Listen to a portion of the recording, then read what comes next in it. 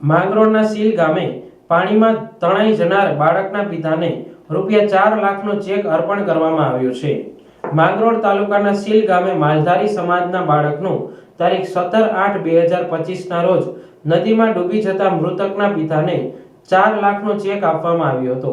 માંગરોળ તાલુકાના સીલ ગામે નેત્રાવતી નદીના ગંગાઈ પુલ પાસે ભેંસ ચરાવવા ગયેલ બાળકનું પાણીમાં તણાઈ જવાથી મોત થયું હતું।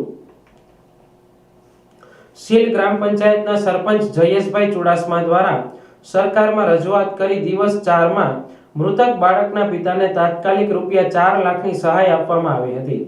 સરકાર દ્વારા ₹4 લાખની મૃતક બાળકના પિતા બાબુભાઈ કોડિયાતરને સીલ ગ્રામ પંચાયત કચેરીએ માંગરોળ તાલુકા વિકાસ અધિકારી આરવી ઓડેદરા, તાલુકા પંચાયત પ્રમુખ ભાવેશભાઈ ડાભી, સીલ ગામના સરપંચ જયેશભાઈ ચુડાસમા, ગ્રામ પંચાયતના સભ્ય અને ગામના આગેવાનો દ્વારા ચેક અર્પણ કરવામાં આવ્યો હતો।